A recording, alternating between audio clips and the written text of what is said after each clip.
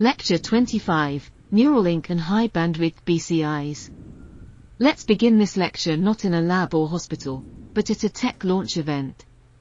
The stage is minimalist, the backdrop black, the lighting theatrical. On screen is a pig named Gertrude. Inside Gertrude's skull, a coin-sized, wireless brain implant beaming neural signals to a computer in real time. The year is 2020.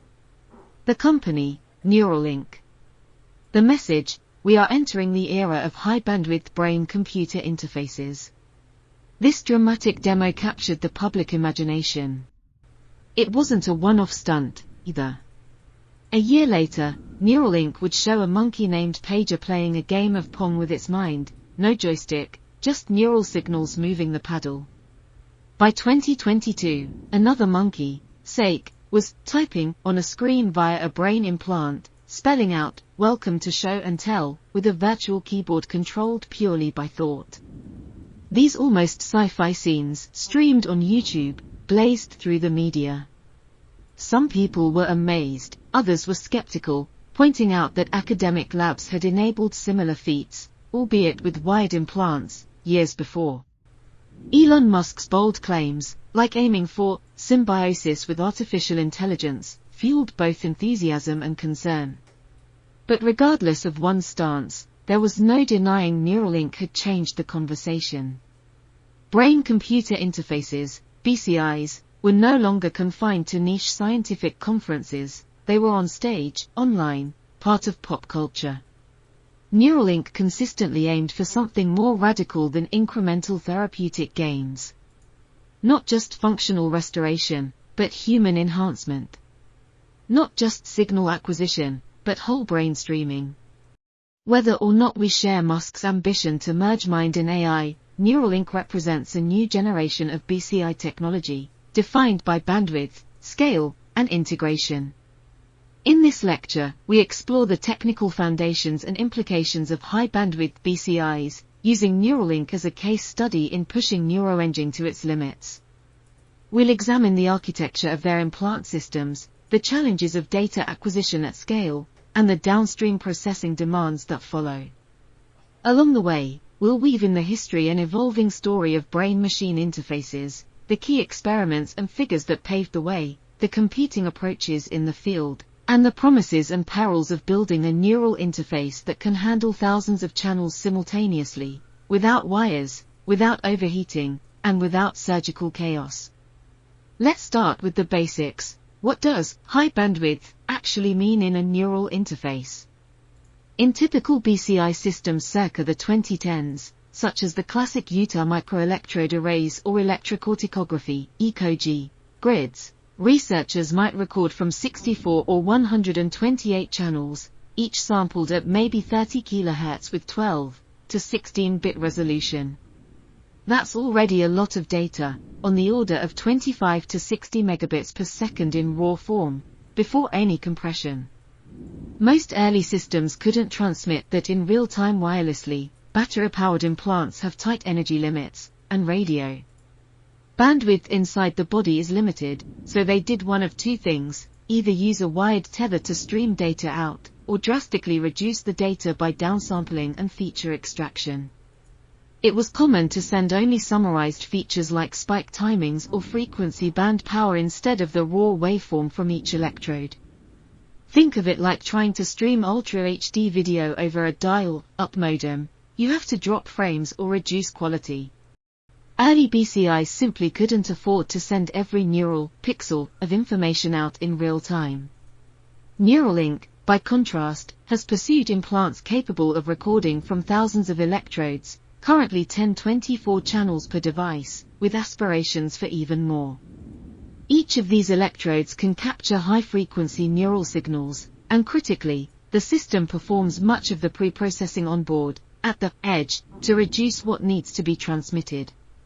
The stated goal is not just to detect a basic intent, like a yes, no or a simple cursor movement, but to capture rich, fine-grained neural dynamics that could support fluid speech decoding, precise motor control with many degrees of freedom, and possibly even sensory feedback or memory encoding.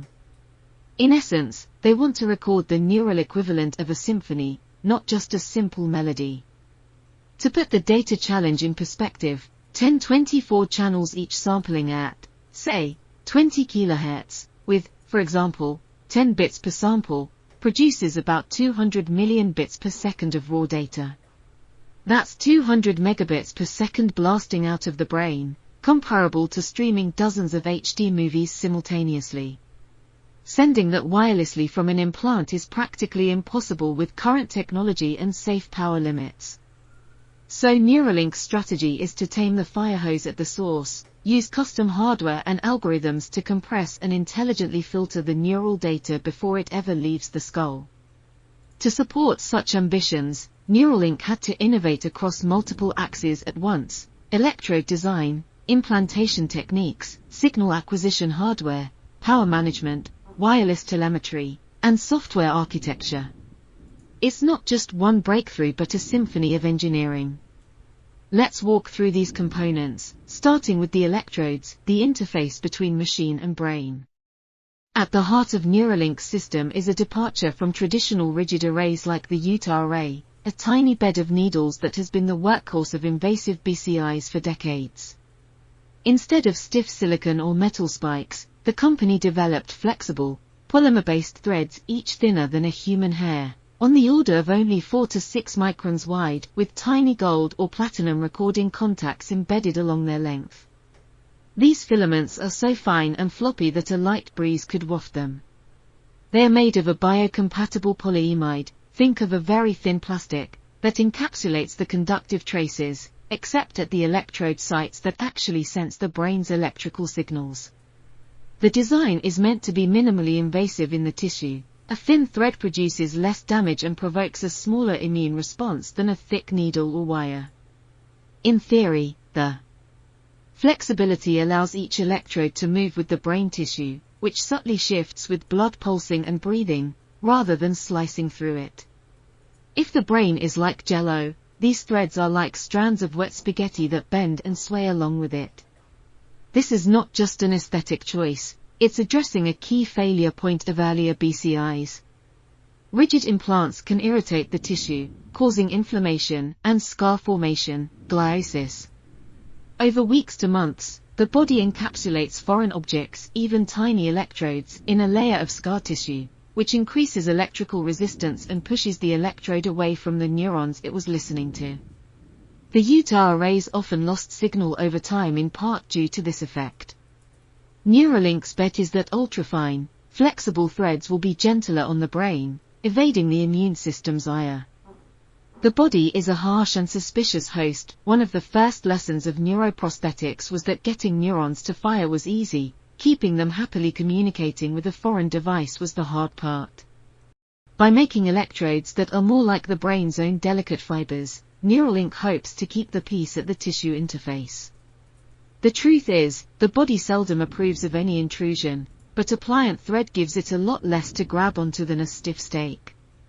Of course, such gossamer threads introduce new challenges. You can't pick them up with a pair of tweezers and manually insert them into the brain one by one.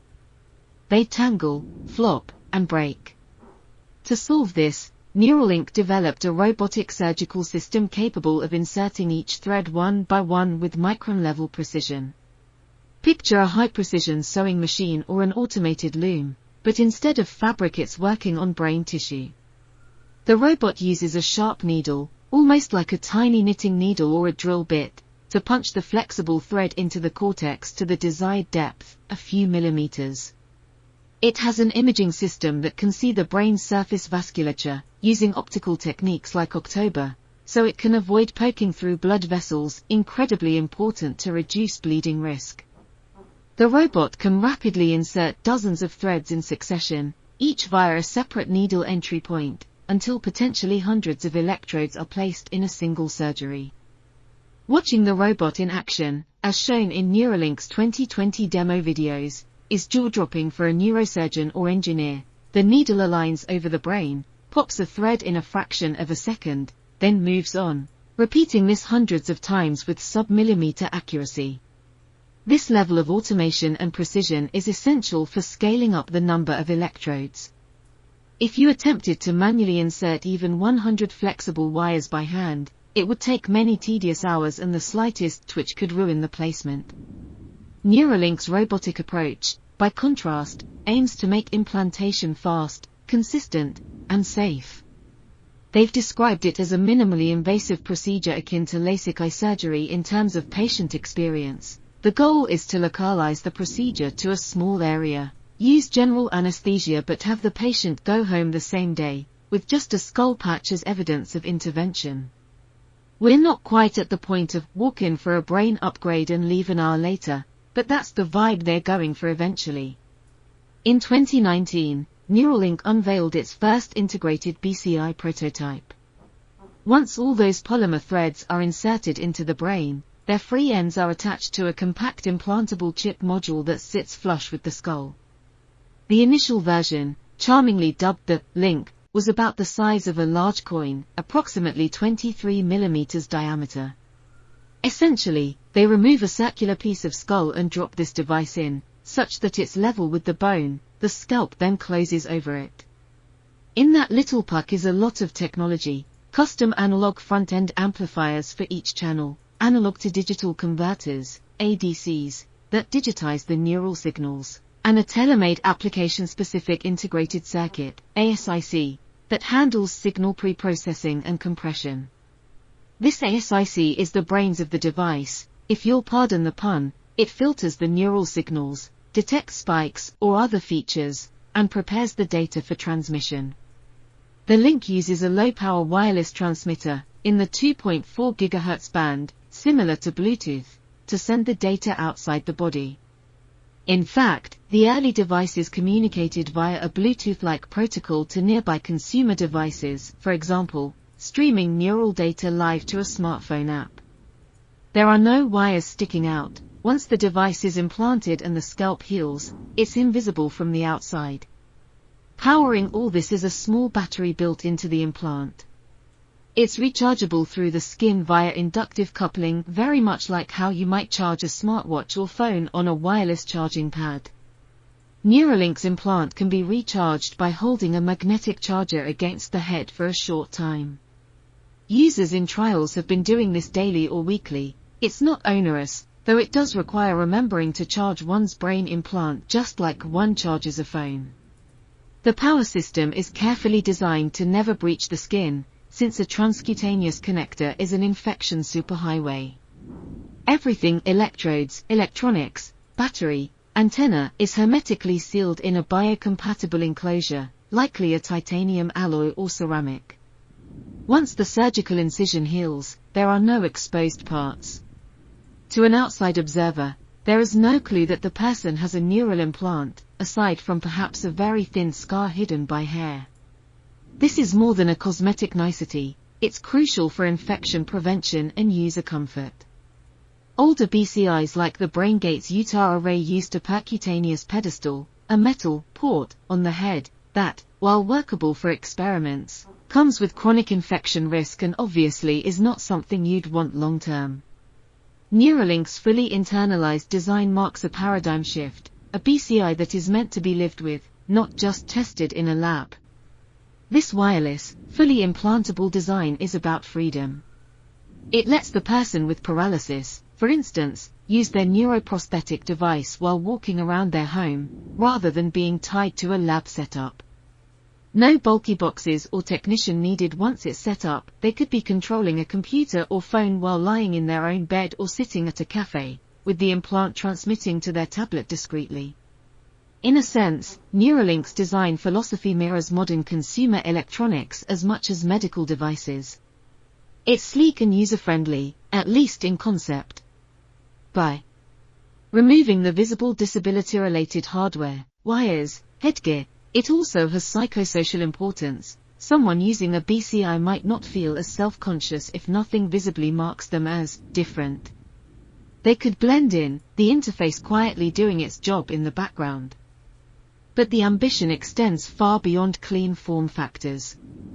The company's roadmap includes expanding the channel count even further, increasing spatial coverage across different brain regions, and developing bidirectional interfaces capable of not just recording from the brain but stimulating it as well.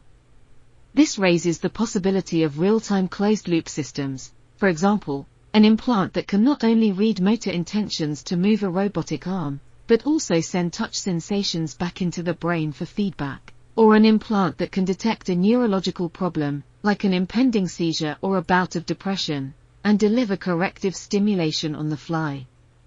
High bandwidth isn't just about output from brain to computer, it also opens the door to high bandwidth input from computer to brain. Technically, however, one of the most pressing challenges remains managing the tsunami of neural data generated by such high-resolution arrays. We have a device that might tap into 1,000 neurons' activity at once, but how do we process and interpret that firehose in real time, and do it on low-power budget? In the next part of our exploration, we'll dive deeper into the signal processing strategies, compression techniques, and bandwidth optimization tricks that make real-time, high-channel count neural interfaces feasible or at least imaginable. We now arrive at an inflection point where high-bandwidth interfaces cease to be mere tools and begin to challenge the very definition of communication as we know it. It's one thing to move a cursor or a robotic limb by decoding neural signals, it's another to decode the richness of human speech or thought. In this segment, we shift focus from the implant's hardware architecture and data throughput to decoding, the act of transforming raw neural activity into something legible, movement, speech, sensation, or even memory. Nowhere is this ambition more palpable than in the quest for real-time speech decoding from the brain. Speech, after all, is perhaps the most complex and high-bandwidth output our brains produce in daily life. Consider, unlike moving an arm, which involves relatively slow, continuous changes in muscle force and position, speaking a sentence involves rapid, discrete events, the tongue, lips, larynx, and jaw coordinated to produce a sequence of phonemes, each only tens of milliseconds long, layered with intonation, rhythm, and volume. Producing the phrase, brain-computer interface, requires a flurry of neural signals coordinating dozens of muscles in split-second timing. The motor cortex, premotor cortex, Broca's area, auditory cortex, many regions light up in a choreographed burst when you even imagine speaking. Decoding speech straight from neural activity reading out the words someone intends to say, even if they cannot physically speak, is often called the Holy Grail of BCI. And it is the ultimate test of bandwidth and decoding sophistication. Neuralink has explicitly identified this goal on their roadmap, enabling people who are paralyzed or locked in but cognitively intact to communicate as fluently as any of us, by directly translating their neural activity into text or spoken words. Achieving that is no small feat. High-resolution recordings are likely essential, not just hundreds, but thousands of channels across the relevant cortical areas. Speech involves a network, from the speech-motor planning areas in the frontal lobe, to the motor cortex controlling mouth-throat, to auditory areas for feedback, and perhaps even deeper language regions. We also need dense temporal resolution to track the rapid transitions between phonemes, and to maintain alignment with the natural pace of speech, which can be 150 words per minute or more in fluent conversation. What might the workflow of a speech BCI look like? First, the implant's electrodes sample raw neural signals at high frequency, on the order of 20,000 to 30,000 samples per second, from each site.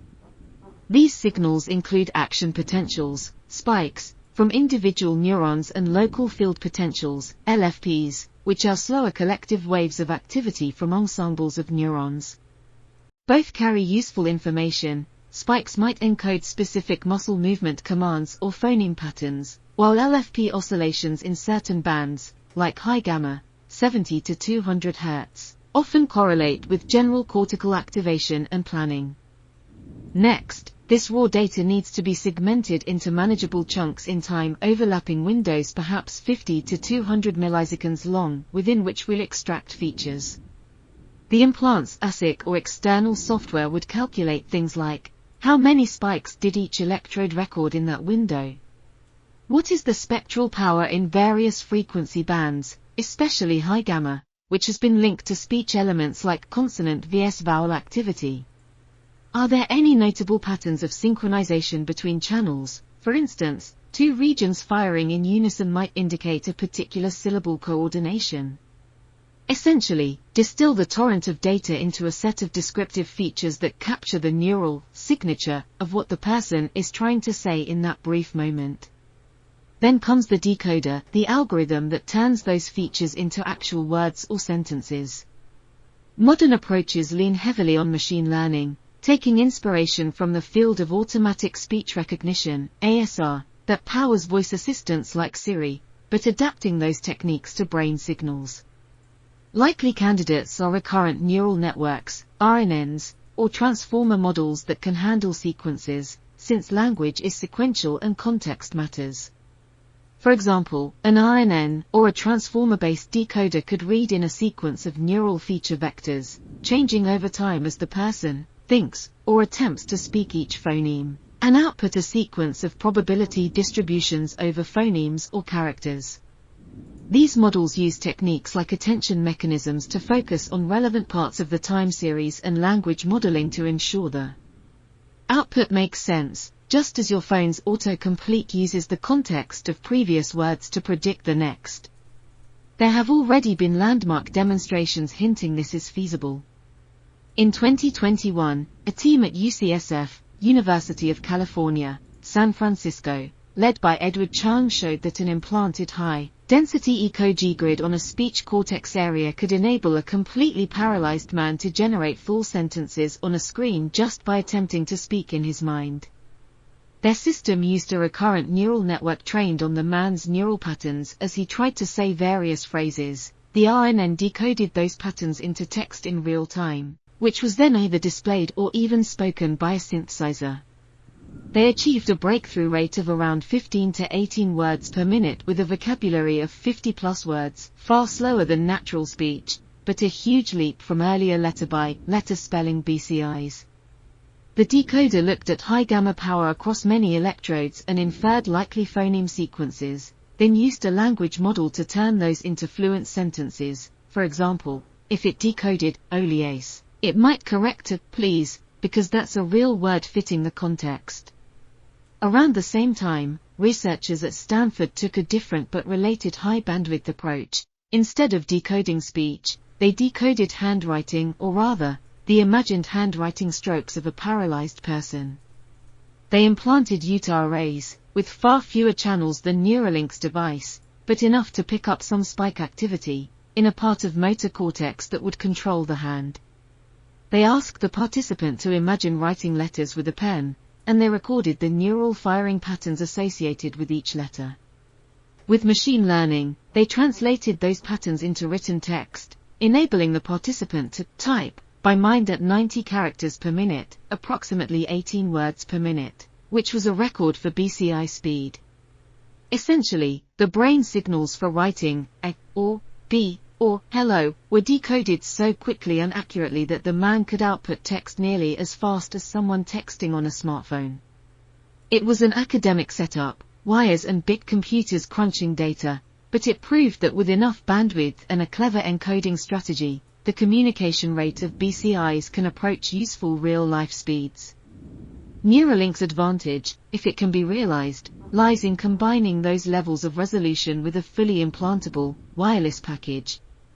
Unlike the UCSF and Stanford studies, which relied on percutaneous connectors and large external racks of equipment, a Neuralink device with 1,000 channels and onboard processing could, in theory, do continuous speech decoding at home, on a mobile device. Of course, that requires the decoding models to be not only accurate and fast, but efficient enough to run on the implant or a nearby phone in real time, and robust against noise and long-term signal changes. This is where the engineering rubber hits the road. It's one thing to demonstrate a fancy decoding algorithm in MATLAB with offline data, and another to have a tiny low-power chip achieve similar results online. Neuralink controlling the full stack means they can customize hardware for this challenge, perhaps including specific neural network accelerator circuits on the chip, but it's a serious challenge nonetheless. Now, assuming we can decode something as rich as internal speech, new questions and hurdles arise. Latency is a big one. In natural conversation, people expect responses in maybe 200 to 300 milliseconds. If a BCI takes 1 or 2 seconds to decode each phrase, conversation feels broken and stilted. Imagine a laggy Zoom call. So a speech prosthesis BCI needs to decode and, if converting to audible speech, synthesize the voice almost instantly to maintain a natural back and forth flow. That in turn pushes us to optimize every stage of the pipeline for speed and consistency.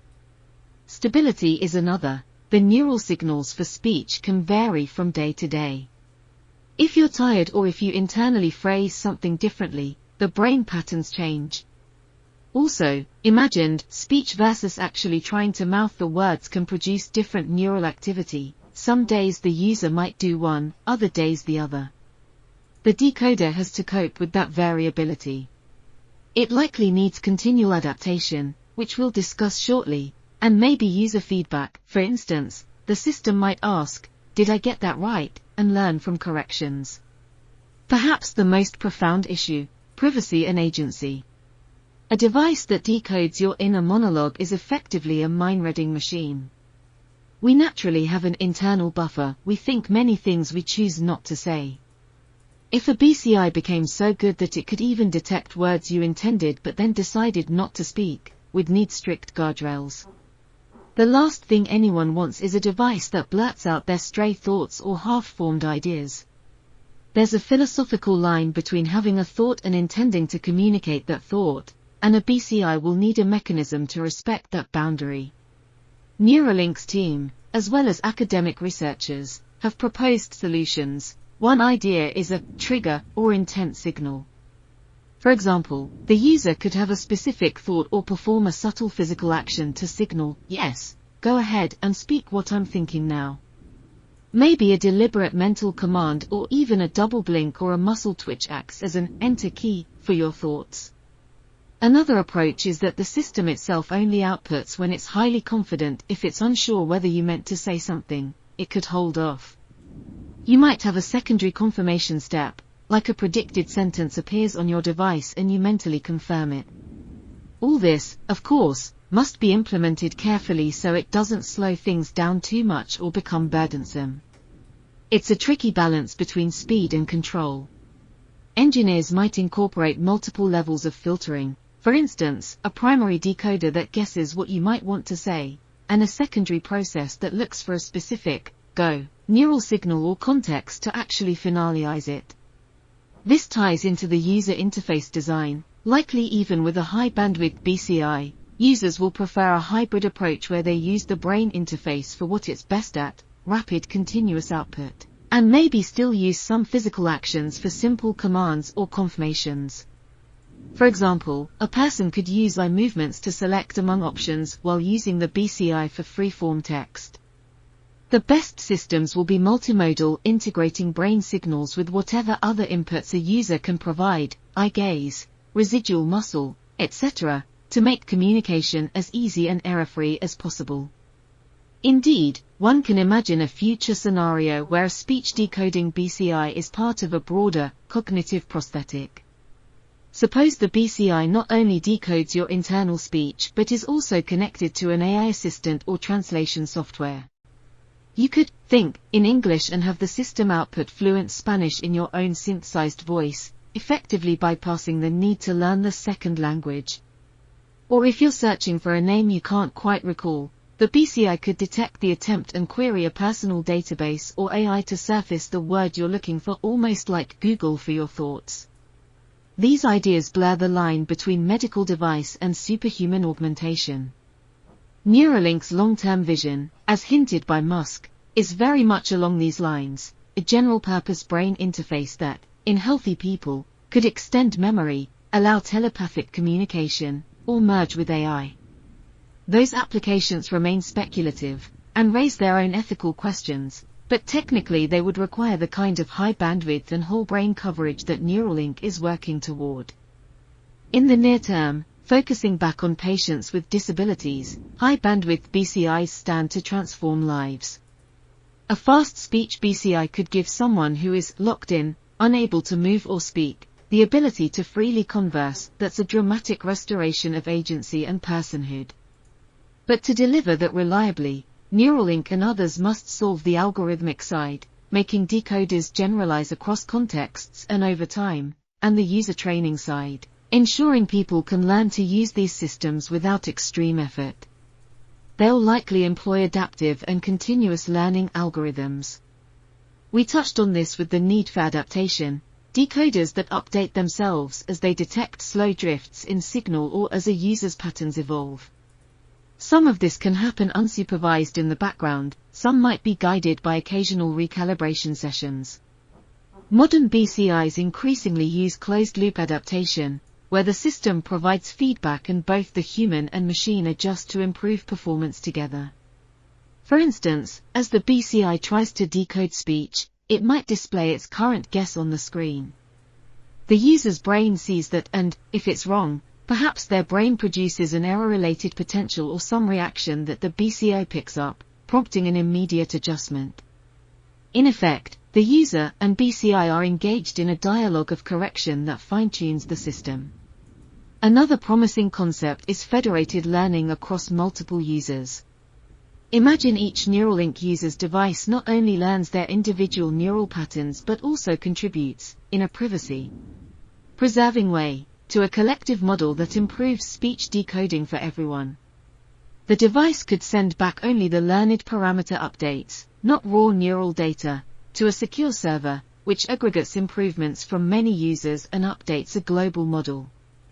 That global model might capture general features of human neural language representation that one person alone couldn't provide. Then each device gets a software update with the enhanced model, which it further personalizes to its user. This way, every new user or new day of data makes the whole system smarter. It's akin to how our smartphone speech recognizers improve by learning from millions of speakers, except here it must be done carefully to safeguard neural privacy, likely with encryption and only sharing what's necessary. Even beyond explicit communication like speech, a high-bandwidth BCI opens doors to richer, cognitive outputs. For example, maybe it could help express emotional state, not just, I am typing this sentence, but an output that the user is feeling frustrated or joyful, which a communication device might convey via tone or an avatar's expression.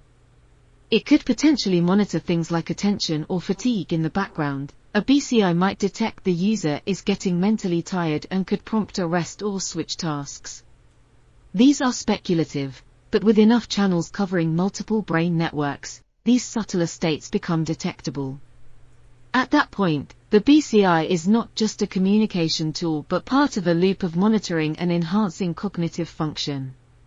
And here our high-tech ambitions collide with some age-old philosophical questions. Where is the line between thought and action? If an inner thought can directly trigger an external outcome, do we need new concepts of consent and intentionality? With voice, you can always choose to stay silent. With a BCI directly wired in, silence must be engineered, it's not the default. We must ensure that having a thought doesn't equate to committing an action unless the person wants it to. That introduces new axes of control and vulnerability. It's a reminder that as we add bandwidth to the brain's connection with the world, we must also add safeguards to protect the person behind the brain signals. Technologically, achieving all this loops us back to raw engineering requirements. The interface must support high data rates without overheating or draining the battery too fast. The decoder must crunch through spikes and field potentials in real time, likely using optimized hardware, to keep latency down. The firmware on the device must perform on a tight schedule in real-time computing. Timing is as critical as accuracy, since a delayed command can feel just as unusable as a wrong command. The entire software stack needs to accommodate drift and new data, updating the model without requiring constant manual recalibration. The user interface needs to gracefully handle errors and give the user an intuitive way to correct or guide the system, maybe a quick, oops, undo that, thought or gesture. In short, every layer of the system, hardware, software, and user training has to work in concert for a high-bandwidth BCI to deliver on its promise. And above all, the system must be trustworthy. The user has to feel that it's aligned with their intentions, that it won't go rogue or suddenly blurt out something they didn't mean. Reliability here isn't just about uptime, it's about the subtle fidelity to the user's will. So far, we've focused on reading information out of the brain. Now let's consider the flip side, writing information into the brain. Bidirectional communication, recording from the brain and stimulating it, is the defining trait of next-generation BCIs. Neuralink's early prototypes, and its first clinical trials, have focused primarily on recording capability, since the immediate applications are centered on restoring output, communication, cursor control, etc., for people who can't move or speak. But from the outset, the company's broader goal has included neural stimulation, the ability not just to decode thoughts, but to insert information, to restore sensation or modulate brain activity.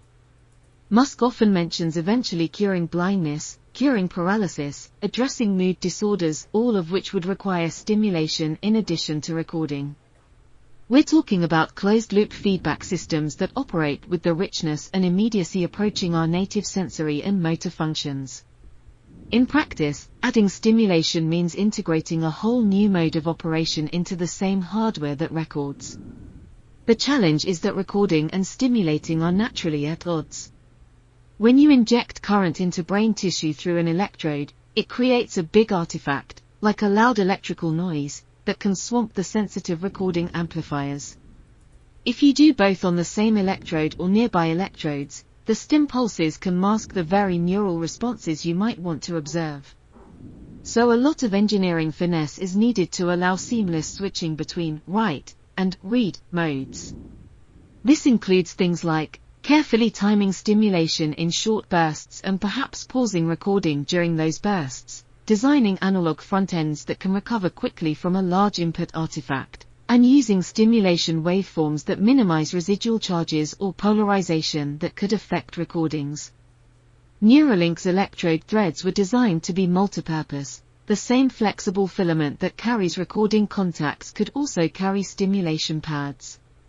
In the Link prototype, each of the 1024 channels is theoretically capable of both listening and delivering a pulse. This is a big advantage. They don't need a second set of electrodes for stimulation.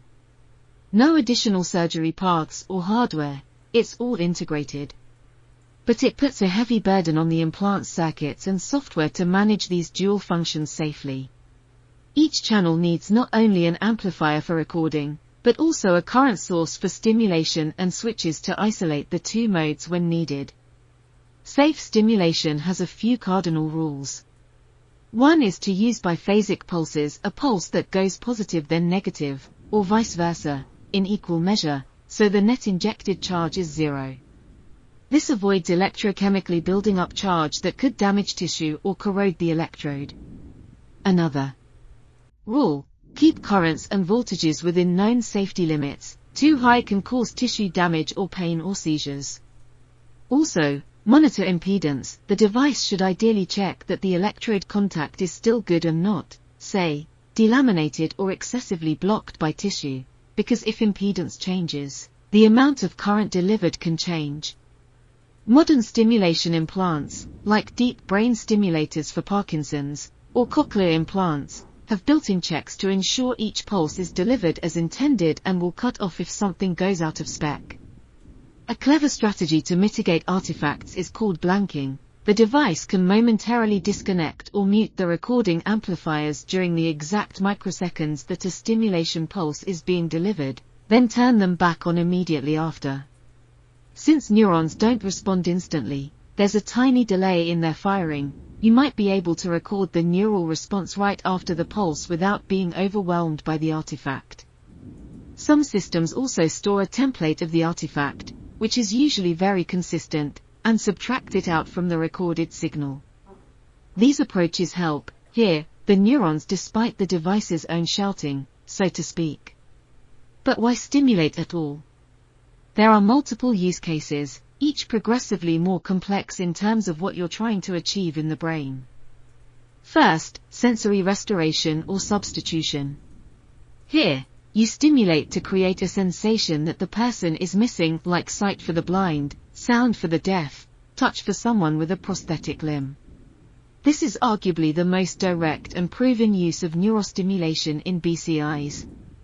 Cochlear implants are a great example. An array of electrodes in the inner ear electrically stimulates the auditory nerve in patterns that the brain learns to interpret as sound. Retinal implants, like Second Sight's Argus 2, stimulated the optic nerve or retina to produce spots of light for blind patients, cruder than normal vision, but some perception. In research, stimulating somatosensory cortex via implanted electrodes has given amputees or paralyzed people a sense of touch when their robotic arm grasps something. Subjects reported feeling pressure or even texture. The principle is, if you can write information into the brain in a way that mimics the natural neural code, the brain can feel or perceive it. Neuralink's team has demonstrated in monkeys that microstimulation of the somatosensory cortex can guide behavior. The monkey feels something that isn't really there, as a cue. On the human side, Neuralink has openly said they aim to restore touch in conjunction with movement. For example, if a user has a Neuralink controlling a robotic arm, stimulation delivered to somatosensory areas, the touch processing region of cortex, when the robot hand touches an object could make it feel like their own hand is touching something. Early primate studies elsewhere showed that such feedback improved the animal's ability to manipulate objects with a BCI-controlled prosthetic. It closes the loop, just like how your real hands send feedback to refine your grip force. To do sensory feedback in real world, Neuralink's implant would have to operate in tight coordination. Sensors on the prosthetic hand detect contact, a signal is sent, likely wirelessly, to the implant, which immediately delivers a tiny pulse pattern to the appropriate cortex area corresponding to, say, the index fingertip. The user then perceives a tingling or pressure on that finger that isn't actually there, but is generated by the implant. Achieving a natural sensation, one that the brain interprets as normal touch rather than just random buzzing, is a subtler art. It might involve varying the pulse frequency, amplitude, location, etc. based on the intensity of real touch, and doing so for multiple channels of sensation, pressure, texture, maybe temperature in the future. The high channel count of Neuralink could allow a kind of high-resolution, sensory pixel map on the cortex, analogous to how many pixels a screen has to produce an image. The more electrodes you can stimulate independently in sensory cortex, the finer patterns, like perhaps the shape of an object or multiple points of contact, you could evoke. This is all in early stages, but the blueprint is there.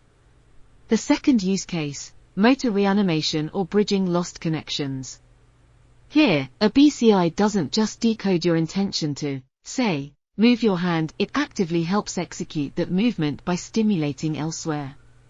For instance, a person with a spinal cord injury might have perfectly intact brain signals for moving their legs, but the signals can't reach the muscles due to the injury. Some groups have shown a concept called a brain-spine interface, where they use an implant in the brain to pick up movement intentions and then stimulate the lower spinal cord or peripheral nerves to actually drive the leg muscles, enabling stepping or cycling motions. It's like creating an artificial neural pathway bypassing the injury. Neuralink's future vision could encompass something similar.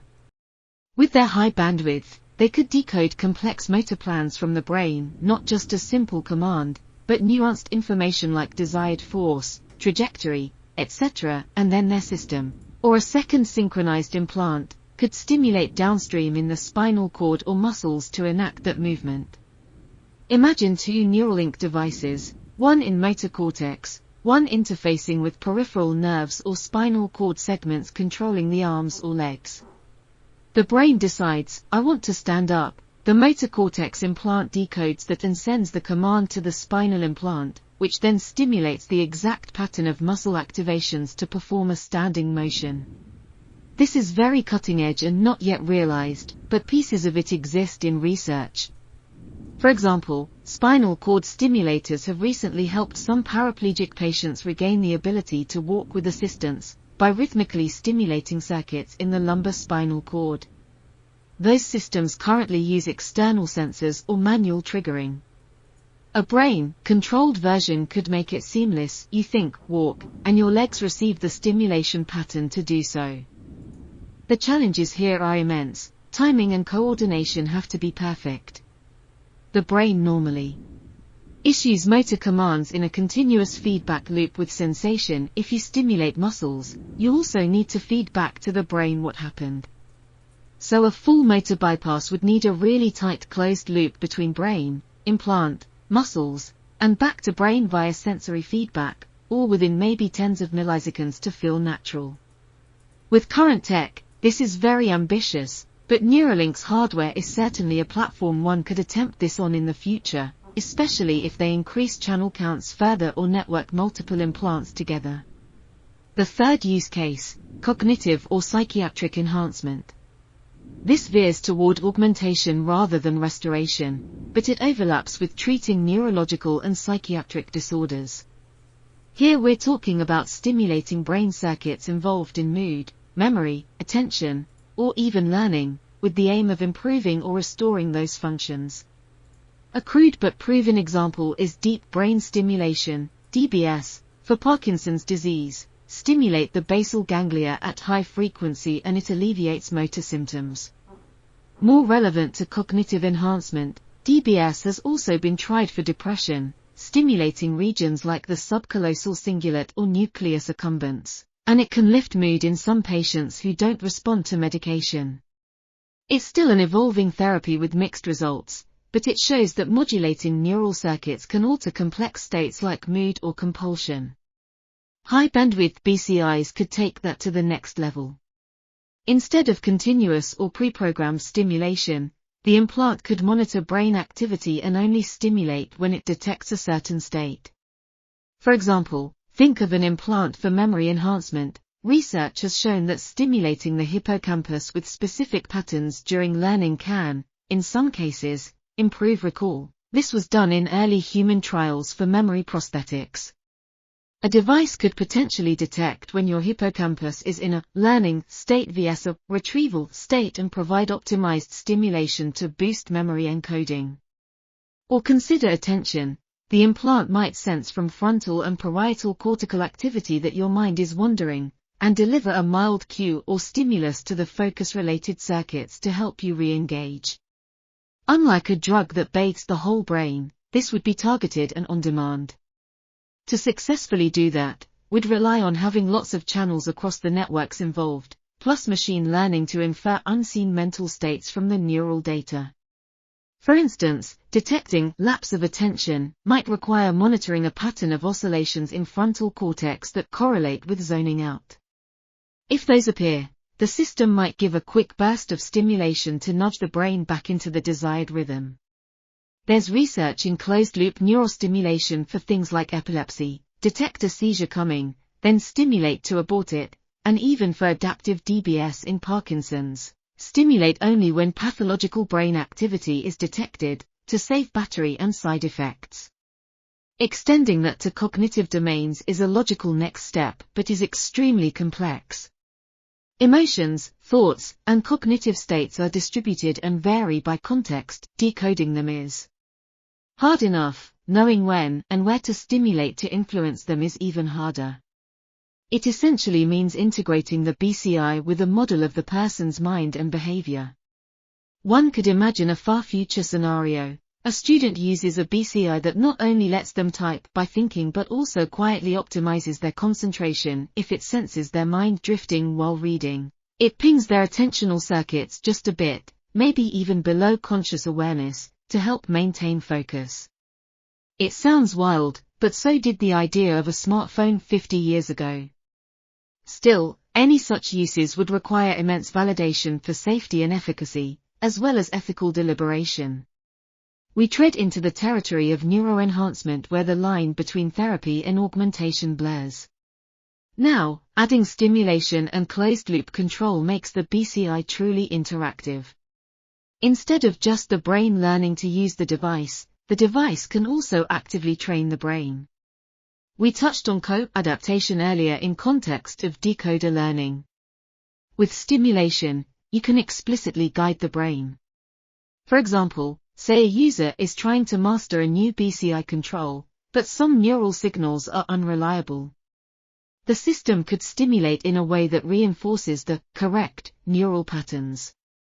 This is akin to brain plasticity on overdrive. The device not only interprets neural signals but can potentially shape them over time. If used correctly, it might speed up user training or keep the brain tuned to the decoder.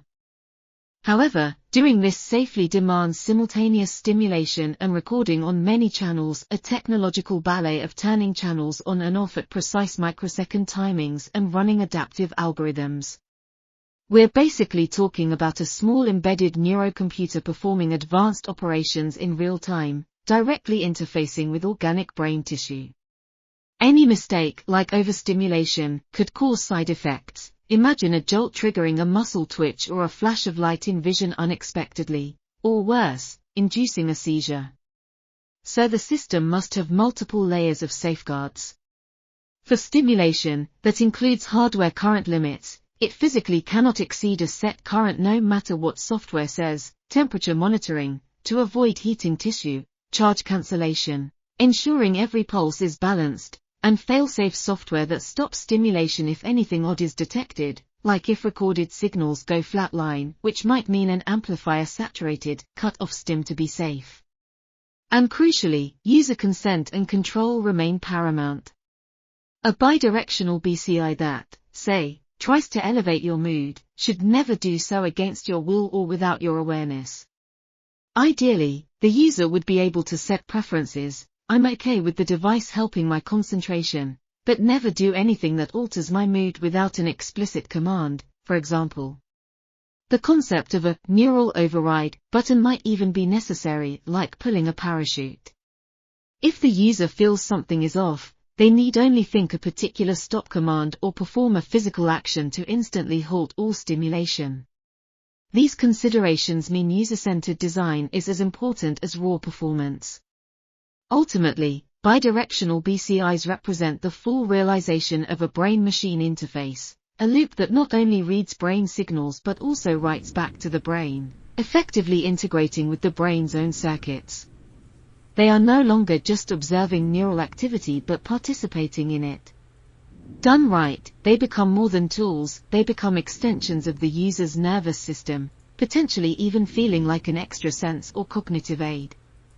Done wrong, they could feel like an intrusive clunky gadget or, worst case, an unsafe uncontrolled stimulus. The margin between those outcomes lies in careful design and testing. Neuralink's hardware, with its high channel count, custom stimulators, and miniaturized package, is uniquely suited to attempt this closed-loop integration. But as their engineers would admit, having the hardware is just the start. The real breakthroughs will come from understanding how to use it in harmony with the brain's own plasticity and rhythms. It will require as much software innovation, in algorithms that learn and respond, and neuroscience insight, in knowing when to stimulate, as it does silicon and surgery. The mantra moving forward is co-adaptation, the hardware, software, and user's brain all adapting to each other over time.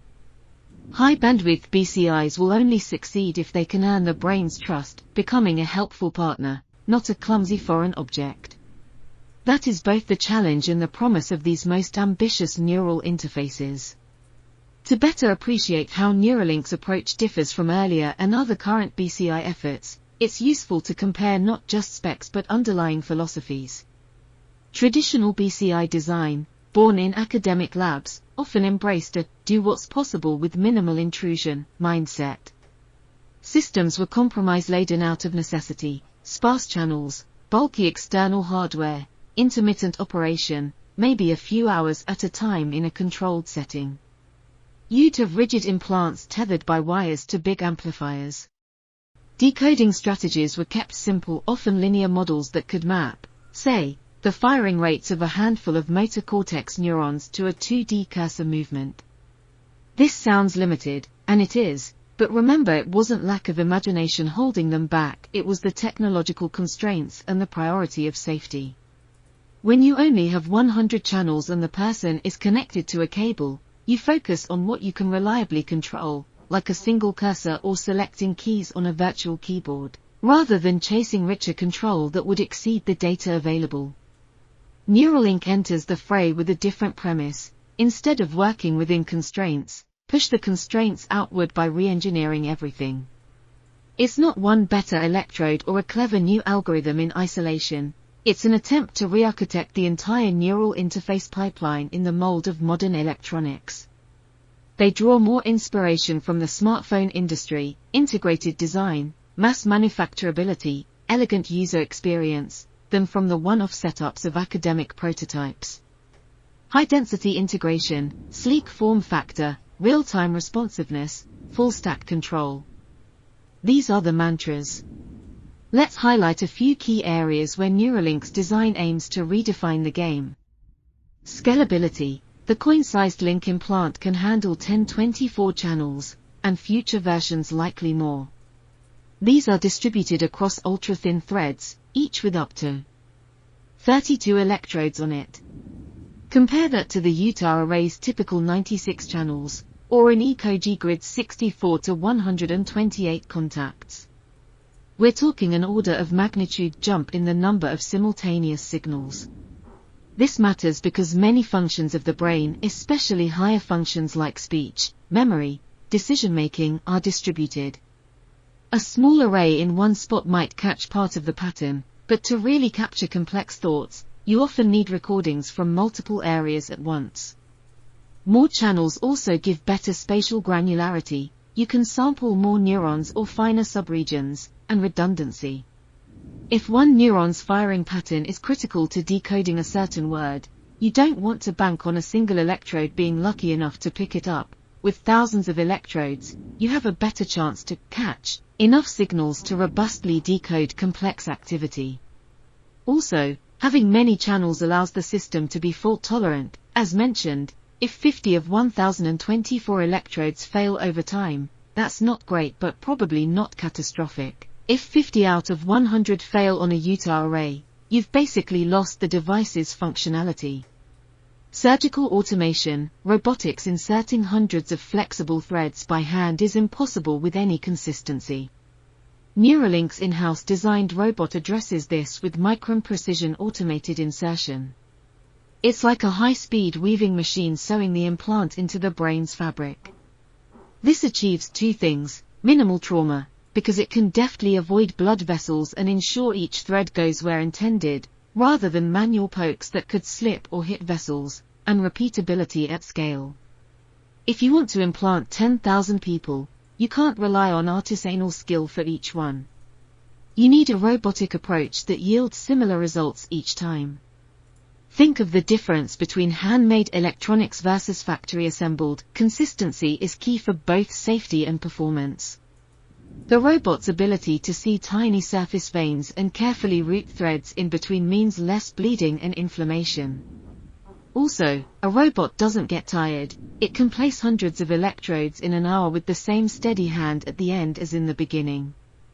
This will become even more crucial if future devices go to even larger channel counts. Imagine a 4096 channel device. You might need to place that many electrodes in one procedure. Only a robot could feasibly do that in a reasonable time.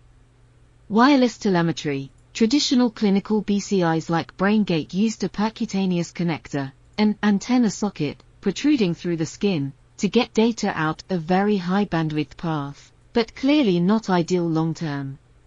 Some newer research systems introduced wireless transmitters, but often they had to be worn on the head and still had limitations on either channel count or range.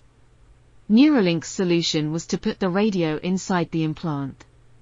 The link transmits data via a secure wireless protocol to an external receiver, e.g., a phone or a relay worn as a necklace. This untethers the user completely. But sending potentially megabits of data per second from inside the skull is non-trivial. It needs to be low power, to not drain the battery or heat tissue, and reliable through the skin and bone. Neuralink likely employs advanced modulation schemes, perhaps sending bursts of data triggered by events, rather than a continuous raw stream, to maximize efficiency. It's similar to how cochlear implants send sound data. They compress audio and send it in frames synchronized with the implant's stimulation timing. Neuralink's data is more complex, but the principle is to only send what's needed. For example, if the onboard chip detects a spike, it could transmit a small packet saying, electrode 57 had a spike at time X, instead of streaming the raw waveform. This event-driven approach could cut the wireless bandwidth usage dramatically, making it feasible to stream thousands of channels without drowning in data or killing the battery. Power and thermal design. When you pack electronics into a sealed capsule and put it in the brain, heat dissipation becomes a serious concern. The brain is very sensitive to temperature. A rise of more than a degree Celsius can potentially cause damage or at least local inflammation. Yet, processing lots of data and sending it wirelessly tends to generate heat. Neuralink addressed this by custom engineering their ASIC for ultra-low power operation. They also distribute tasks cleverly, do just enough processing on board to reduce the data, then offload heavier computation to an external device. It's the same strategy your smartphone uses to save battery, e.g., offloading some tasks to the cloud or specialized coprocessors. They also physically place the implant such that it contacts bone. The skull can help passively spread heat away. The enclosure likely has a high thermal conductivity to avoid hotspots. Titanium, ceramics, these materials can conduct heat to a larger surface area. The device probably monitors its own temperature with onboard sensors. If it starts nearing a safety threshold, it could automatically slow down data transmission or computation to cool off. Similarly, with power management, everything is duty cycled. The implant might not record at full blast 24/7, it could sample in bursts or turn off certain circuits when idle. For instance, if the user is sleeping and not actively using the device, it might go into a low-power mode where it only keeps a basic pulse of data or listens for a specific wake word, metaphorically speaking. A lot of these details are not public, but given the battery size is small, every milliwatt saved counts. They probably aimed for something like a full day of typical use per charge, a figure that will no doubt improve with further chip iterations. Onboard, edge, computing, we've touched on this, but it's worth re-emphasizing because it's a huge differentiator.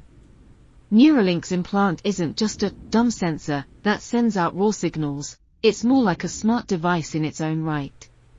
The ASIC can perform filtering, e.g., bandpass filtering around spike frequencies, amplification with adaptive gain, so it can zoom in on small signals or avoid saturating on large ones, and even feature extraction. By doing so, it transforms itself from a passive recording device into an active node in the brain-machine loop. This local intelligence means latency can be reduced for certain operations. For instance, if you want a super-fast click detection, the implant might detect a certain neural firing pattern and send an output immediately to the paired computer, which then issues the click, possibly shaving tens of milliseconds off compared to sending raw data and deciding on the computer. It also means the implant can respond to changes in signal quality dynamically, e.g., automatically adjusting reference baselines or filtering parameters if it senses noise or drift. It could even execute simple closed-loop routines internally, say, a mode where if it detects neural activity crossing a threshold, perhaps indicative of a tremor onset or a seizure spike, it triggers a stimulation pulse to counteract it on the spot, without needing to ask the external device. That kind of edge processing is akin to having reflexes. Not everything needs to go up to the brain, the external computer. If some reflexes can be handled by the spinal cord, the implant's processor. Neuralink's ethos of vertical integration, controlling every layer from the electrode material up to the user app, allows such holistic design. Traditional setups often had one company making the electrode, another making the amplifier head stage, researchers developing decoding software, etc., and they just had to jerry-rig things together. In Neuralink's case, the electrode, chip, firmware, algorithms, and even the user-facing software are all co-developed. This enables optimizations that wouldn't be possible otherwise. For example, they can design the communication protocol knowing exactly what the decoding algorithm needs, so they might choose to send certain data in a format that's directly usable by the decoder with minimal reformatting.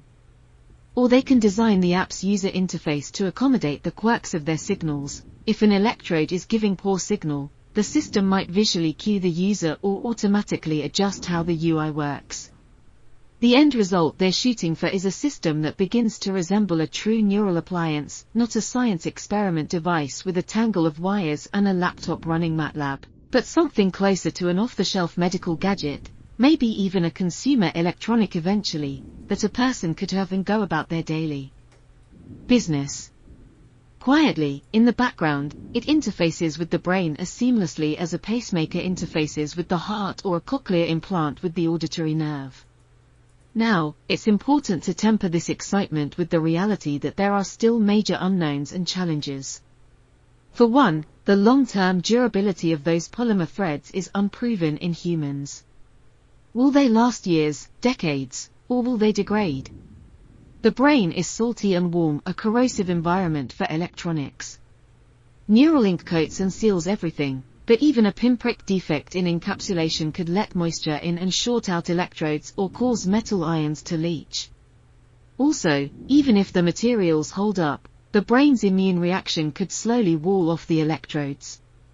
Maybe the flexible threads delay that, but do they prevent it forever or just slow it to, say, a year or two? We simply don't know yet. That's why clinical trials are so important. They'll be monitoring impedance of electrodes over months to see if they climb, which indicates encapsulation. Then, the safety of dense stimulation. Stimulating the brain isn't new. DBS, cochlear implants, etc. have done it for decades, but doing it on many channels, potentially simultaneously or in complex patterns, is newer. Will there be issues like heating from simultaneous multi-site stim? Could interacting pulses cause unpredictable effects? The device will need to coordinate and limit these carefully. Users may also need training to interpret artificial sensations properly. Too much unnatural stimulation could be confusing or unpleasant. There's a lot of neuroscience to figure out on how best to convey information to the brain in a natural feeling way. And speaking of users, even if the tech works perfectly, the learning curve for users is non-trivial. Controlling a BCI, even a very good one, is a skill. Early trial participants often spend weeks or months practicing to achieve fluency, like learning to ride a bike or play an instrument with your mind. Neuralink's improvements, like more channels and intuitive decoding, might shorten that training or make the control more plug and play, but we won't know until more people try it. There can be variance. Some people's brains adapt to BCIs really fast, others struggle. Part of the challenge is mental, learning to concentrate on generating the right thoughts consistently, and part is how well the decoder and brain mesh. Neuralink's adaptive algorithms will help by bending the decoder to the user, not just forcing the user to adapt, but still it's a partnership and every brain is unique. Despite all these challenges, as a platform, Neuralink represents a radical reimagining of what a BCI can be. It is not merely a signal decoder strapped onto the head, it's a high bandwidth, low latency, closed loop, edge computing, user-centric neural interface, built not to probe the brain like an experiment, but to partner with it as a long-term auxiliary device. The philosophy is that the brain and the machine should adapt to each other in a harmonious loop. In some sense, the Neuralink device aims to become an extension of the brain's own information processing network. And in that idea lies perhaps the most radical notion of all, that high-bandwidth BCIs are not just medical interventions, but computational substrates joining with our biological neural substrate. They effectively say the brain does not end at the skull. With these threads and signals extending into machines, the brain can be seen as having additional lobes, or peripheral devices outside the body. Neuralink's platform turns this poetic metaphor into actual silicon and code. It's a bit mind-bending. We are used to tools we hold in our hands. This is a tool that you integrate with your mind. One of the most striking features of Neuralink's development strategy is its insistence on real-world viability from the outset. While many academic BCIs remain tethered prototypes that work only under careful supervision, Neuralink is engineering its system for use by everyday people, in everyday environments, initially people with disabilities, but eventually broader. This orientation changes everything. It forces uncomfortable but necessary questions and demands pragmatic, system-level solutions. For example, what happens when the signal degrades unexpectedly? Maybe the user's electrodes start picking up noise if they move too much, or one thread snaps. The system can't just throw up its hands. It needs to detect the issue and compensate, perhaps by recalibrating on the fly or falling back to a simpler mode that uses the remaining good signals. Another, how does the implant respond to a corrupted data packet or a software glitch mid-use? If it's streaming to a tablet and the wireless link hiccups, do you drop commands, which could be dangerous if, say, a robotic arm is holding a cup of hot coffee? There must be built-in smoothing or prediction to handle brief dropouts, or at least a quick reconnect ion sequence. And if the internal firmware crashes, computers do that sometimes, the device ideally auto-reboots in a safe state in a split second, faster than the user even notices beyond maybe a brief pause. How are updates handled? If you want to upgrade the decoder algorithm, you don't want to risk the device being unusable for days or the user losing their learned skill. Neuralink likely has an over-the-air update system that can swap in new models gradually or allow rollback if something goes wrong.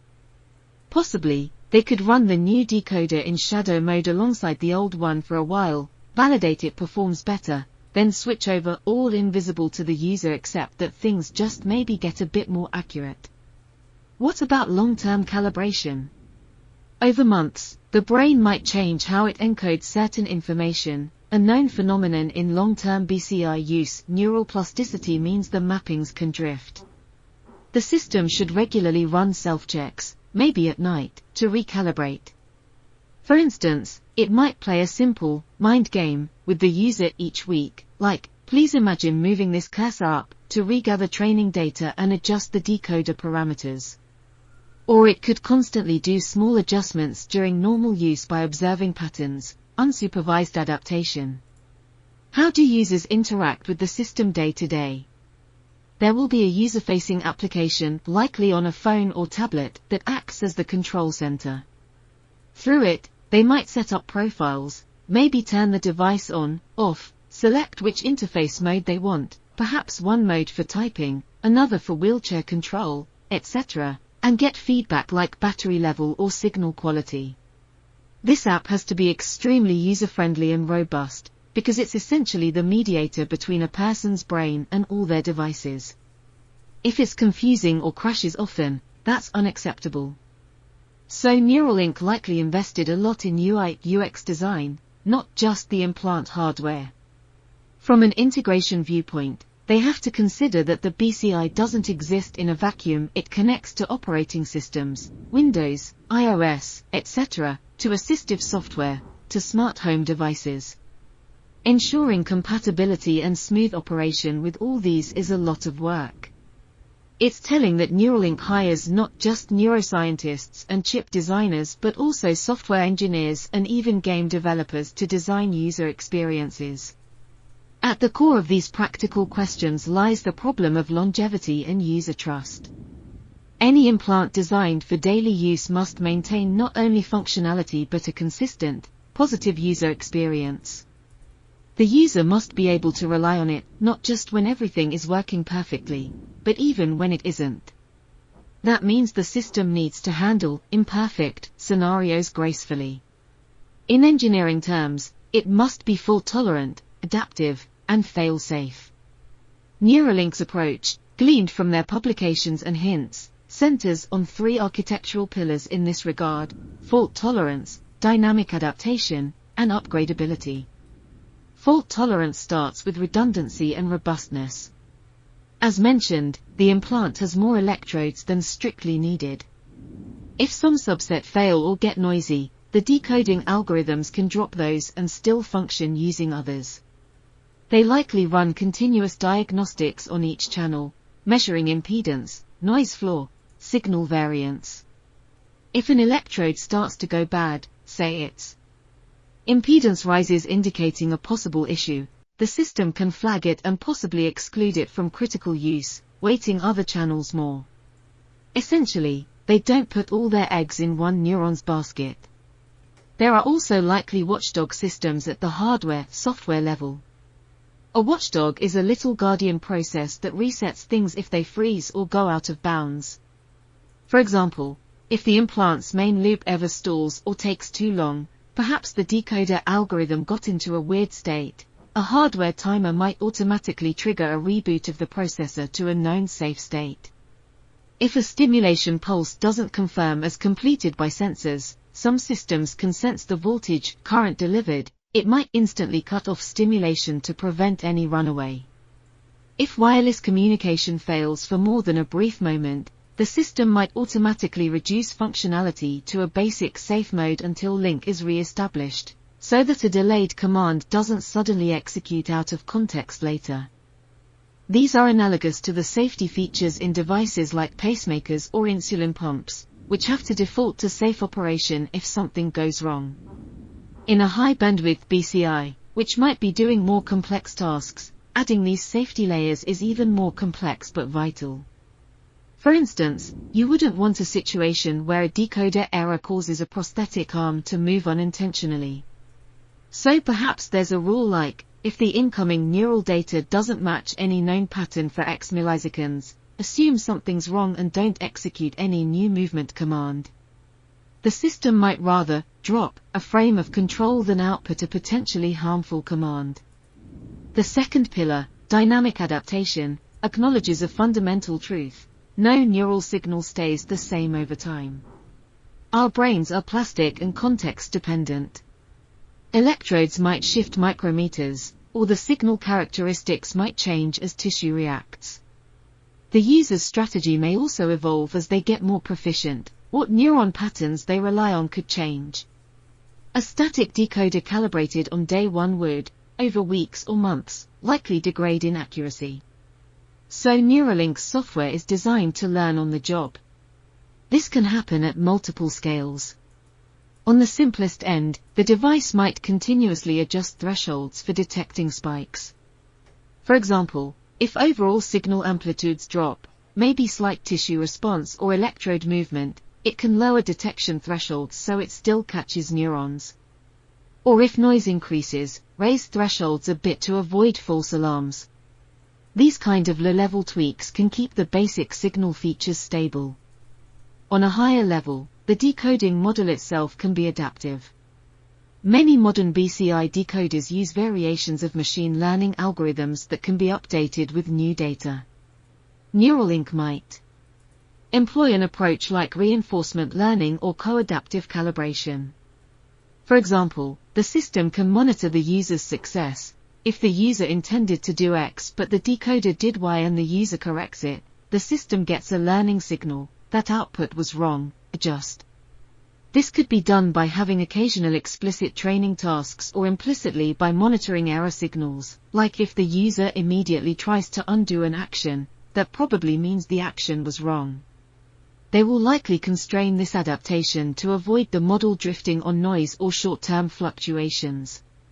Common techniques include only adapting when confidence is above a certain level or using a slow update rate so that the model changes gradually and can be rolled back if performance worsens. Many BCI researchers use an ensemble of decoders approach, running multiple decoders in parallel, maybe one that was calibrated earlier and one that's adapting, and seamlessly choosing whichever is performing better at a given time, or blending them. This provides a safety net. If the new adjustments start causing errors, the system can fall back to the older decoder parameters. Another concept is co-adaptive learning, where you explicitly train both the user and decoder together. The user sees feedback and tries to adjust their thought strategy to improve outcomes, while the decoder simultaneously updates to better match the user. Over time, they converge to a shared language of control. Neuralink's closed-loop visual feedback, like moving a cursor, inherently does this. Users often report they subconsciously find certain thought patterns or mental imagery that make the cursor move better, essentially training themselves to speak the decoder's language. If the decoder is adaptive too, they meet in the middle. Neuralink likely has modes for manual recalibration as well. Perhaps the phone app can guide the user through a quick recalibration exercise if they feel performance is slipping. For example, it might put up a target and ask the user to try to hit it multiple times, gathering ground truth data to recalibrate the mapping. Because they can update firmware and software, they might also add new calibration routines as they learn what works best. The third pillar is upgradability and modularity, something quite foreign to most medical implants today. Typically, an implanted device's software is fixed, or at most can be updated by a clinical programmer in a hospital. Neuralink wants their implant to improve over time like a smartphone does. That requires a robust framework for over-the-air (OTA) updates that won't brick the device and won't put the user at risk if something fails mid-update. They have likely implemented a dual partition system. The implant has slot A and slot B for firmware. It runs from slot A normally. When a new update is available, it writes it to slot B while still running from A. Once fully written and verified, maybe via checksums and cryptographic signature to ensure it's not corrupted or tampered with, the device can reboot into the new firmware in slot B. If anything goes wrong during that boot, say it crashes or fails a self-test, a watchdog falls back to booting slot A, the old version, so the user isn't stuck with a non-functional implant. This is a common practice in critical systems. Moreover, all updates would be cryptographically signed by Neuralink to prevent any malicious or unauthorized software. Security can't be an afterthought when brain data and potentially brain control are involved. We can imagine they use strong encryption for all wireless communication and require multi-factor validation for any critical commands, like firmware updates or stimulation parameter changes. The ability to update software means Neuralink can, for example, roll out a new decoding algorithm to all users if it proves better, or patch a bug if they find a safety issue. It also means the device potentially could gain new features. Maybe today it's used for typing, but tomorrow an update allows it to control a wheelchair or a robotic arm, etc., all without surgery. This is hugely attractive from a patient perspective. The device's utility can grow over time. Security and privacy are deeply entwined with upgradability. Neuralink likely employs a lot of data security measures. One can imagine each implant has unique encryption keys, and data is always transmitted encrypted. Perhaps only a paired device that the user authorizes can receive the data stream. They've surely considered scenarios like, what if someone tried to intercept the BCI signals or send false signals? The safeguards must prevent that. Imagine the horror story of a brain hack. It's largely sci-fi fear at this point, but in designing systems, they have to be proactive about such concerns to maintain trust. In terms of logging and diagnostics, a high-bandwidth BCI generates a ton of interesting data. Neuralink will gather anonymized metrics from user devices, with consent, to continually improve. For instance, if across users they notice a certain electrode position tends to fail after 6 months, that's valuable to redesign future versions or adjust how they use that electrode. They might notice patterns like, when environmental noise at 60 Hz increases, performance drops, maybe prompting a better filtering scheme in a future update. The user app likely gives the person insight into their system, maybe a dashboard that shows signal quality of each electrode, perhaps as a simple bar graph, or just overall percentage good signals, battery health, etc. But it might abstract a lot to keep it simple. All systems go, vs, some issue detected, run calibration. Now, one inevitable reality, things will occasionally fail or behave unexpectedly. Neuralink has surely designed fallback modes for such moments. If fine-grained control becomes unreliable, the system might switch to a simpler control strategy that's more robust. For example, instead of continuous cursor control, it could fall back to a target selection mode, where the interface highlights options one by one, scanning, and the user just makes a simple command to choose one. This is slower but easier and can work with very low bandwidth or if many electrodes fail. It's akin to how an airplane has backup control modes if hydraulics fail. Maybe you can still adjust throttle and rudder in a limited way to glide down, not elegantly but safely. Additionally, a user may become frustrated or overwhelmed if the BCI is acting up. So a mechanism for user-initiated reset is important. Maybe the user can perform a specific eye movement pattern or think a dedicated stop command, or simply use voice if they have it, or ask a caregiver to tell the system to pause or reset. Perhaps the phone app has a big recalibrate reset button. In any event, the user should always feel they have control and can take a timeout if needed.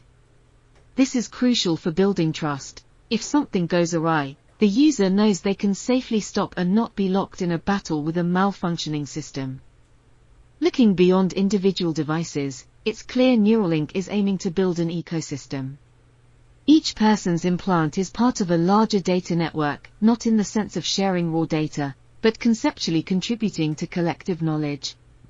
They likely have a cloud platform where aggregate, anonymous, data from all devices flows, with user permission, to refine algorithms. We discussed federated learning, that could be part of it. Even things like usage statistics, how often people use certain features, how quickly they fatigue, etc., help inform design improvements. Imagine a future support system. Perhaps clinicians or technicians can remotely monitor a user's implant status via telemetry, with permission. If a user in the trial calls and says, "I'm having trouble today," the support team might pull up diagnostic data and see, "Oh, thread number 8 seems to have high impedance, let's remotely disable it and adjust the decoder." That sort of telemedicine angle is plausible and would be incredibly useful for people who cannot easily travel to clinics frequently. Ultimately, Neuralink's goal is not just making a BCI that works in a demo, but one that persists and improves over years, a neural interface that adapts and lives with its user. This concept of permanence is new in the BCI world. Research studies typically last months or a couple of years at most, and devices often aren't optimized for beyond that. Neuralink, however, in seeking commercial approval, has to plan for devices that might stay implanted a decade or more.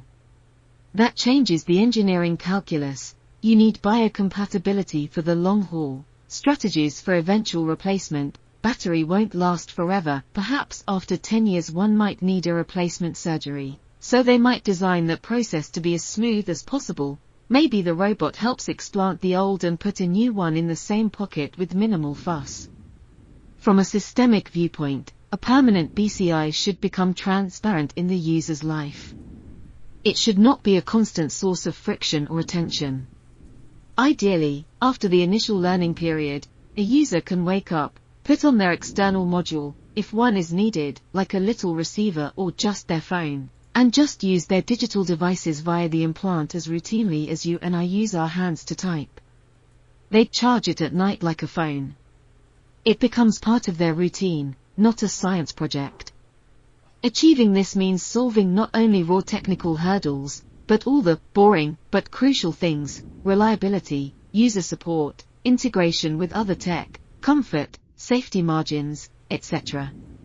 In that sense, Neuralink's approach is as much about system integration as it is about any single breakthrough. It's bringing together electrodes, chips, wireless tech, AI algorithms, software, surgery, and even UX design into one coherent product. Each of those elements may not be the absolute best in class if considered alone. For instance, some academic electrodes might achieve better single neuron resolution in short term, or some AI models in a lab might decode slightly faster in controlled conditions, but Neuralink's genius is in optimizing the entire chain end-to-end for practical use. This brings to mind an analogy. Early personal computers weren't the most powerful computers in existence. Mainframes beat them in raw power, But they integrated available components into a package people could actually have and use, spawning a revolution. Neuralink is trying something similar for BCIs, shift from one-off super experiment to product that many can use, even if it means making tough design trade-offs to maximize safety and user-friendliness. And so, after this deep dive, we circle back to the radical promise that underpins Neuralink and high-bandwidth BCIs more broadly, that the brain is no longer limited by what it can express through muscles. For millions of years, our thoughts have been trapped, able to escape only through the bottleneck of speech or the movement of our hands. Now, the very idea of a thought being directly turned into action or communication without intermediary muscles is becoming reality. Thought itself can become output. And not only that, this output can be rich, continuous, and lightning fast, and it can improve over time, adapting with the person's mind. When a technology moves from laboratory experiment to daily life, it evolves from a curiosity to a part of oneself. Think of a prosthetic leg that, after enough use, the user just considers as their leg. Or how we often feel our phone or glasses are almost part of us. A well-designed high-bandwidth BCI would, in time, feel like an extension of the user's body and mind. It would persist and assist to the point that it's woven into the fabric of the person's identity and abilities, in essence, a living part of their selfhood. That is both profound and poignant. We're talking about melding technology with the very seat of human identity, the brain, in a way that enhances rather than diminishes. For someone who is paralyzed, this could restore a piece of themselves they thought lost, the ability to interact and communicate freely. For all of us, down the road, it could open new realms of creativity and connectivity. Imagine composing a symphony directly from the brain's musical imagination to digital score, or communicating with a loved one wordlessly through shared neural signals. Speculative, but not impossible. At this point, you might be feeling a mix of excitement and skepticism. That's healthy. It's exactly how one should view an emerging technology with such transformative potential. We've seen incredible progress up through 2025. Neuralink got FDA approval and implanted its first human, synchron stent. Road allowed a patient to tweet by thought. Paradromics achieved a high-density recording in a human surgery, and academic groups broke speed records for BCI communication.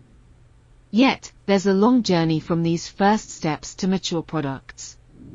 And there are ethical and societal discussions that must parallel the technical work, about who gets access to this tech, how to protect mental privacy, how to ensure safety and informed consent, and what it means for the human experience to tie our nervous system to digital networks.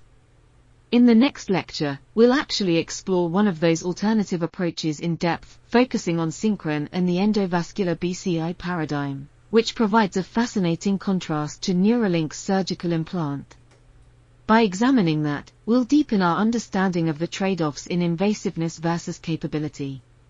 But as we close Lecture 25, centered on Neuralink and high-bandwidth BCIs, let's recount the core narrative. We began with a pig on a stage, a whimsical yet watershed moment announcing a new era. We delved into threads finer than a hair that listened to neurons, a surgical robot threading sensors into living brain like an automatic weaver, a chip that digitizes thoughts and a radio that beams them out. We painted the picture of decoding speech and intention from those signals, effectively reading the mind's output, and even writing back into the cortex to restore sensation or quell a tremor. We compared this bold approach with others, from stentroids snaking through blood vessels to ultra-dense arrays being tested in surgical theaters, and saw that each has its merits and challenges. We looked at not just making BCIs work, but making them last, adapt, and integrate into real life, which is arguably the greater challenge. Throughout, a theme emerged: integration. High-bandwidth BCI is a marriage of many disciplines. Success lies in the integration of hardware and wetware, of software and user training, of safety and performance. Neuralink embodies that philosophy by taking a full-stack approach. Other players contribute by focusing on specific integrations, like synchron integrating with existing surgical methods, or paradromics integrating with standard clinical workflows for speed. This field is accelerating. What was sci-fi a generation ago is now literally in trial patients' homes. It's a testament to human ingenuity and also to the allure of an audacious goal, few goals more audacious than interfacing with the brain at scale. We owe a nod to the decades of scientists whose work underpins all this, from Galvani's shocking frog legs showing animal electricity, to Hodgkin and Huxley decoding the action potential on a squid's giant axon, to early brain implants in monkeys letting them move cursors. Without that foundation, Neuralink's flashy demos wouldn't exist. This lecture, while focused on one company's approach, really celebrates the continuum of discovery and invention in neuroscience and engineering. High-bandwidth BCIs invite us to rethink what it means to be human in subtle ways. If a person's thoughts can directly control machines, the boundary between mind and tool blurs. When the outputs of our brains can be captured as richly as our eyes see or our ears hear, we gain a new sense, a sense that extends inward, to our own thoughts, and outward, into the digital world. It's as if we're adding a high-speed USB port to the brain. This could be profoundly empowering for those who've lost their connection to the world due to paralysis or disease. It could eventually augment the rest of us as well, though that will raise its own debates. In closing, Lecture 25 has journeyed from a live demo of a neural implant in a pig, through the technical marvels making it possible, to the user experience and broader impact of such technology. It's one continuous narrative of pushing the frontiers of interface technology from the periphery, hands, voice, to the very core, neurons. The story is still being written, but with each passing year, the once theoretical idea of merging mind and machine inches closer to reality. It's quite possible that future neuroscience textbooks, or lecture series like this, will mark the early 2020s as the period when BCIs went from laboratory curiosities to real-world devices, much like the early microcomputer era for computing. For now, the tale of Neuralink and high-bandwidth BCIs is one of bold engineering, intricate problem-solving, and deep human significance. It's about Gertrude the pig and Pager the monkey today, and tomorrow it's about people like a spinal cord injury patient using a smartphone with their thoughts, or an ALS patient speaking again through a digital voice powered by brain signals. It's hard to imagine a more motivating intersection of cutting-edge tech and human impact. As we move on to examine other approaches, like Synchron's endovascular method in Lecture 26, keep in mind how the goals are shared but the paths differ. All these efforts aim to liberate the brain's communication with the world. Neuralink does it by going directly into the cortex with as much data as possible. Others seek safer, if lower bandwidth, detours. The existence of multiple approaches is healthy, they'll likely inform and inspire each other. Perhaps future BCIs will even hybridize ideas from all of the above. The high-bandwidth future is not guaranteed, but it's no longer science fiction. It's a frontier unfolding in real time. And you, as a neuroscience PhD audience in 2025, are witnessing and maybe participating in this pioneering era. Years from now, when someone with a severe neurological disability is using a brain-computer interface as effortlessly as we use our phones, we'll remember the early experiments, the pivotal trials, the moments of doubt and discovery that made it possible. Lecture 25 gave us a window into that process at Neuralink. The key takeaway is that brain-machine interfaces are rapidly evolving into something practical and powerful. By marrying thousands of electrodes with advanced algorithms and clever engineering, we are attempting to really listen to the brain's symphony and even play notes back to it. It's equal parts engineering project and symbiosis experiment between human and machine. The final thought I want to leave you with is a human one. Amid all the tech, it's ultimately about improving lives. In Neuralink's lab, there's undoubtedly a whiteboard with lofty plans for multi-channel this and that. But there's also likely a photo or story of a patient they aim to help, someone who can't move or speak, who could regain a measure of freedom through this tech. That is the true driving force. High bandwidth is a means, the end is human connection and capability. Gertrude's pinging brain signals were cute, but when we hear a silent patient speak again via a BCI, that will be the real triumph. So, stay tuned, literally, to the brain signals as we continue into Lecture 26 and beyond, examining how different innovations weave together toward this grand vision of linking minds and machines. The loom is set, the threads are being drawn. One day, we might look back and realize we were witnessing the dawn of a new kind of neural society, one where disability is less limiting and where the frontier of human expression extends directly into the digital realm. For now, we conclude Lecture 25 on Neuralink and high-bandwidth BCIs. It has been a journey from the stage with a pick to the deep inner workings of an implant, out to the broad comparisons in the field and into the practical realities of making it all work day after day. In the next lecture, we'll take a different perspective, stepping inside a blood vessel for another kind of BCI story.